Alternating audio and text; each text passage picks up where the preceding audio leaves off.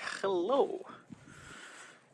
My name is Soap, and in 2024 I completed a through hike of the Appalachian Trail.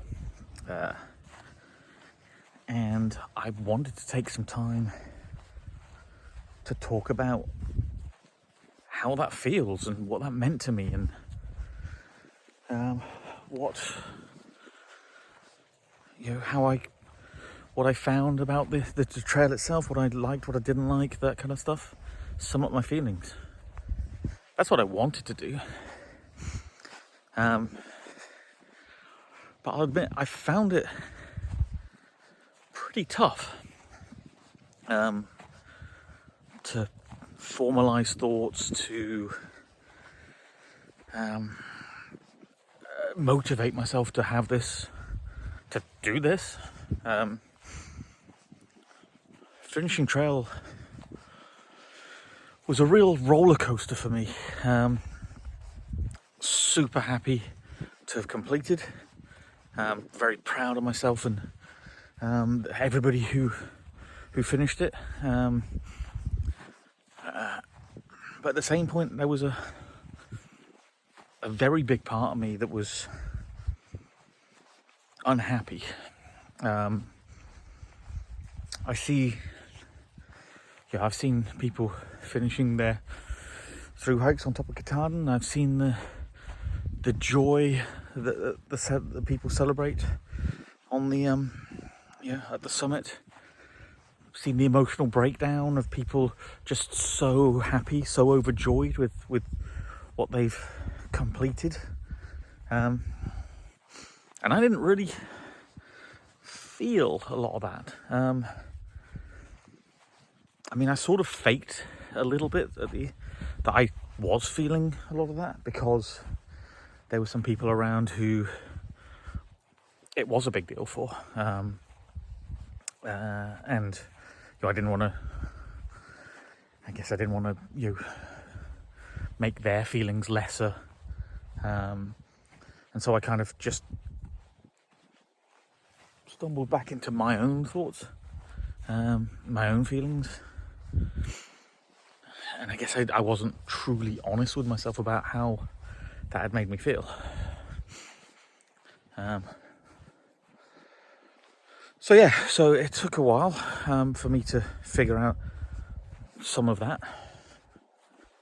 So I thought I'd come up here, and this is White Horse Hill. You can probably see the White Horse somewhere over there. To talk about some of my feelings. Tea. So I think in part a lot of the problem I had was that I didn't really enjoy a lot of the back end of the trail. Now, I need to preface that with the fact that hiking wise, it was some of my favourite hiking. The terrain, the views was stunning, for the most part. The Whites, and then the 100 Mile Wilderness, and Maine in general. A lot of that was absolutely stunning. But I wasn't particularly happy. For a lot of it, I was dealing with the loss of Tramley, and people who I'd grown very close to. And it was super difficult for me to come to terms with the fact that maybe we weren't going to be, that people didn't want me around. And this was a theme that I'd seen a few times over the course of the hike, and throughout my life previously, and I touched on it. Where I have issues sometimes feeling that I'm cool enough, or that people want to hang around with me, and sometimes I can get into my head. There was an element of that, but there was also some very real problems and people who definitely didn't want me to be around. So, dealing with all of that was took a lot away from me, and again, I felt like I didn't love the back end of the hike. So that's, I don't know if that's a common thing for people. I've not seen a huge amount of people talking about that as an issue. Again, super proud of myself, and it's an amazing accomplishment, and for the most part I did love my through hike, but certainly the end, maybe the last couple of months were just pretty miserable, all in. I dealt with a lot of loneliness, a lot of regrets and internal problems. So, yeah.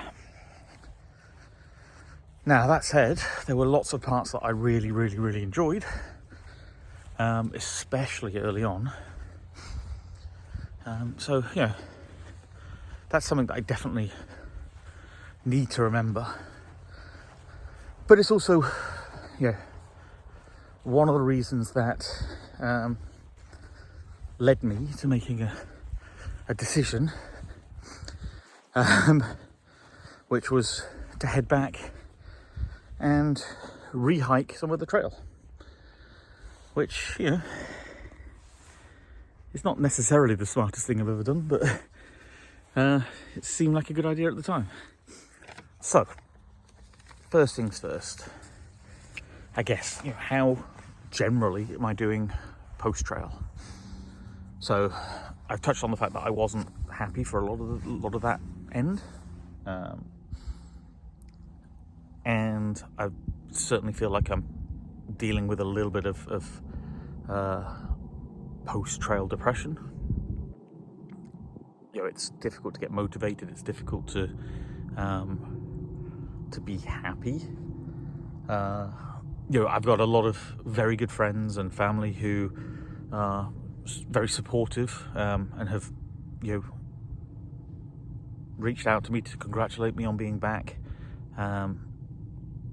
And I don't want any of you who I've spoken to take this the wrong way, but it's not. I don't know. There's part of it that doesn't hit. I love talking to you and sharing parts of it, but it's just not. I find it difficult to articulate to people who haven't done the hike, or part of the hike, what it felt like to be there, and what I went through, and what we, my fellow hikers went through, and what it means. People don't really know, and in all honesty, people don't seem to really care, and that's understandable. One thing I learned a while ago is that your passions are very rarely shared with people who don't enjoy the same things. So if you love cycling, there are plenty of people who love cycling and will talk to you about cycling, but people who don't love cycling will talk to you about it because they're your friends and they like you and they love you, but they don't really enjoy that topic. It's again, understandable. Same with again, hiking.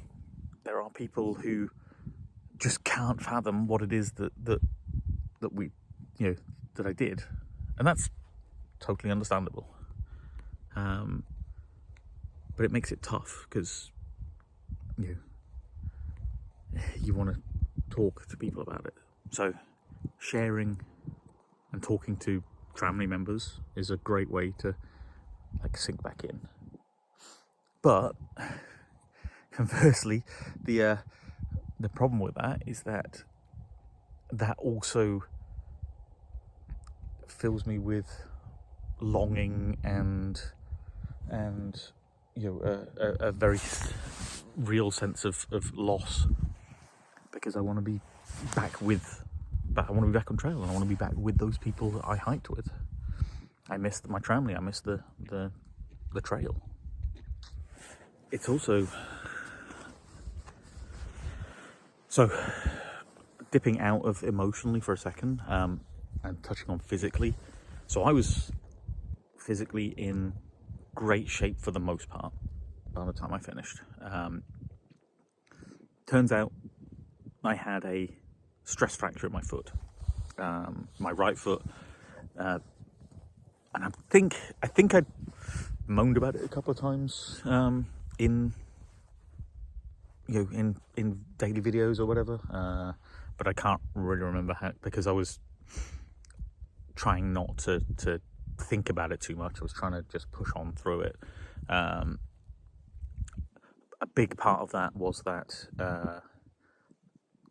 I realised that if it was a stress fracture, which is what I suspected when I was on trail, then it would really mean that I had to rest up and stop, and that would have been medical advice, because there's not a lot you can do to heal of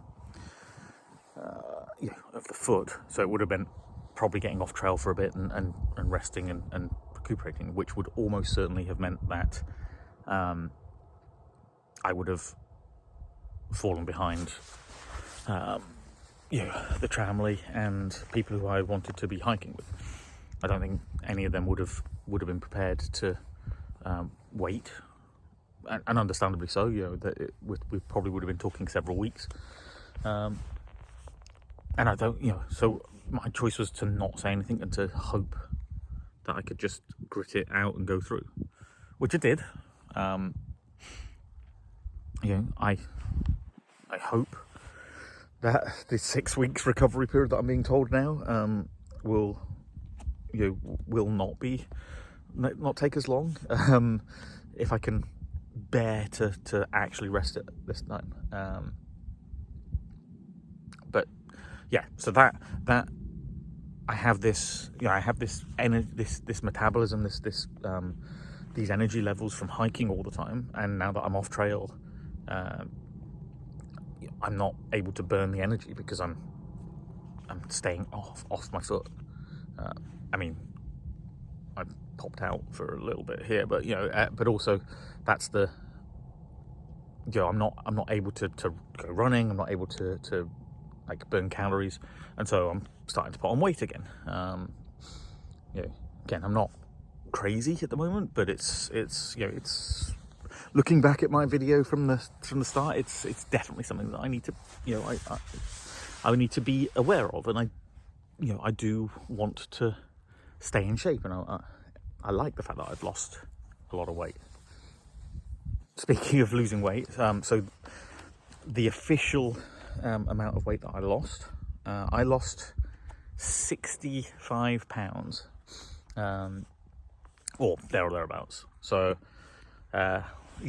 65 pounds, around 20 kilograms, or 25 kilograms, something like that. It was ridiculous. I was, honestly, I think I looked a little bit sickly. The doctor that I went to see when I got back to the UK told me that I looked a little gaunt, a little too thin. So it's not necessarily a bad thing that I've put on some weight again. I just need to make sure that, I want to make sure that it's not ballooning up again. So that's slightly depressive for me as well. Like, I'm struggling because I can't do the exercise. I can't, I can't see the people that I want to see. I miss the trail. And so, so it's a rough time.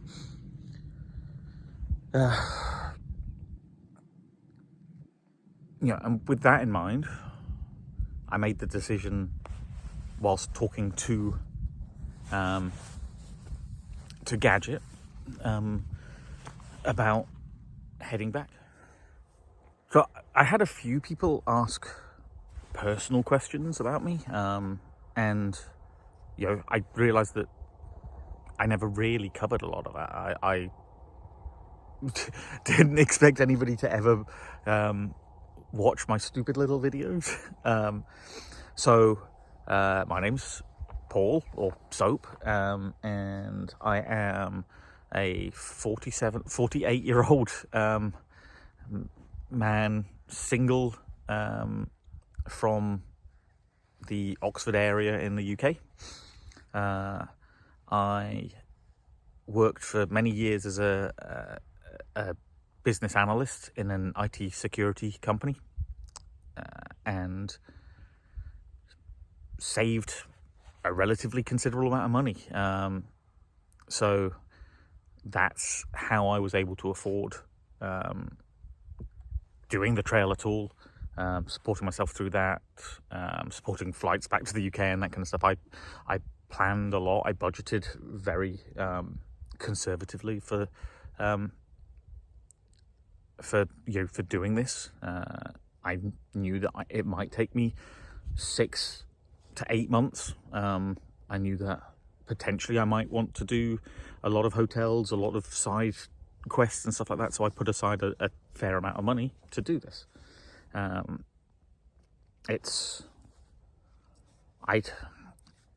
have a university degree, so I don't know what I'll use that for when I get back. Part of the reason for me undertaking the hiking at all was I wasn't particularly happy with where I was in my life, career-wise. So I used to love my job, and then there was a restructure, and a whole new management team came in with very different ideas and values and valuation of me that I didn't feel was what I deserved. And I carried on working for a while, but I just realized that I was becoming less and less engaged. My expertise was not as valued, and so I came to the realization that maybe I should move on.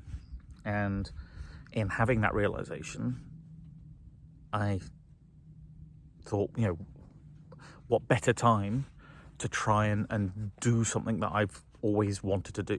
And so that was a big thing for me. COVID showed that you don't know what's around the corner, and being diagnosed with diabetes, made me get a real sense of my own mortality. These plans that I had for stuff to do when I retired, maybe I'm not going to be able to do that. So I, while I was looking at changing my job, I figured I might as well take a break. I call it my midlife crisis. So not sure, how well that's going to work out for me, but I had hoped that hiking the trail would give me some epiphany in terms of, I know exactly what I want to do with my life, and this, because I've never really had that that career goal that says I know I want to be a doctor or a fireman or whatever. So I guess naively thought that maybe I would discover that whilst hiking the Appalachian Trail. Turns out that when hiking, my thought process is mainly focused on hiking. So I spent most days thinking about short to medium term goals. What hill was I climbing up? What was I doing for lunch? Where was I going to stop? What was going on with my family members? What was, where were we going to stop? What was happening tomorrow? What was the weather doing? All very, very hiker-oriented things. And if I'm honest, I fucking loved it. I loved being able to strip everything back to the simplicity of just hiking. There were a lot of things to think about in terms of group dynamics and what we were doing, and what I was doing personally. But most of the time, I was very much able to just focus on hiking, and so I found that refreshing and exhilarating. It was great. So, but the downside of that is that I realized I didn't spend a huge amount of time planning and thinking about what I wanted to do post trail. What's my plans going forward? So, still got that with a pin in it. But yeah, so that's part of where we are. I guess other personal details about me.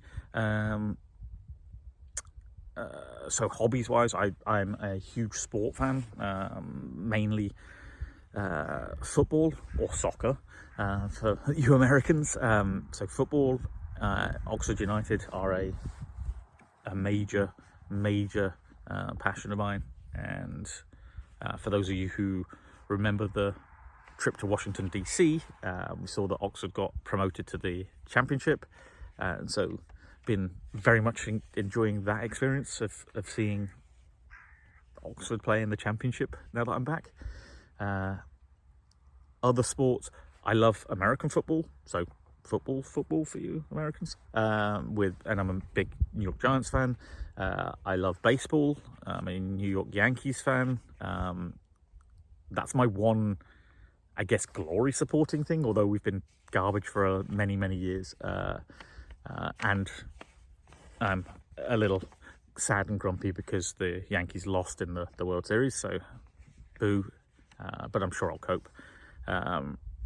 So, sports always been a huge thing for me. I've always been relatively decent at them.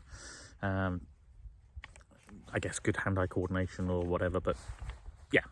I love playing golf. I love, basically any kind of sport. Cricket. Anyway, I could go on naming all the sports that I have played and love, whatever. So there's that. I'm a huge nerd, so I love reading. I love playing Dungeons & Dragons or Pathfinder more explicitly, with usually online with people. So that was a huge thing for me to give up for the 6 months while I was away hiking. It's been really nice to reconnect with those guys and girls and get back to gaming again. I love and hate exercising. So jogging and in particular was a huge thing for me many years ago, and then I got out of the habit of that. So I'm very much hoping that once my foot's healed, I can get back into doing that. But yeah, I don't really know how much people care for knowing that stuff about me. So yeah, someone asked a really good question about expectations of trail versus versus the reality. And it's a really interesting one because I first heard about the trail many years ago when I read Walk in the Woods, and then met Bill Bryson at a book signing he was doing when I worked in a bookshop. And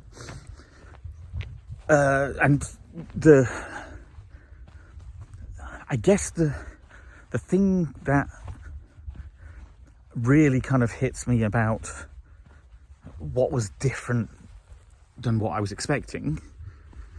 I was expecting it to be a lot more remote, and I think it's fascinating and amazing what the hiking community has done. the trail angels, the volunteers, all the trail magic. It is phenomenal how the community rallies round. I will say, particularly in the more southern states, it gets a little sparser, I would say, in terms of trail magic and trail angels and so forth further north. But that's not to say that it disappears, and it's still amazing. But yeah, it's crazy to me that it's not as, it's weird. It's because it's just not as remote as I was expecting it to be. I was expecting there to be days and weeks maybe where you would go without seeing people at all. Maybe the odd hiker or no. And I know that obviously some of that was is because I was in a tramley, so we had a group of us who were together. But outside of that, there were just a lot of people out hiking. We were ahead of the bubble for the most part, but we still saw lots and lots of people. And lots of through hikers, lots of day hikers, and again, it's fascinating because once you get your hiker legs and once you're able to put in these relatively big mile days, you're never that far from being able to get to a road to get to a town or stuff like that. Or at least that's the way it seemed to me. It was far less remote than I felt it was.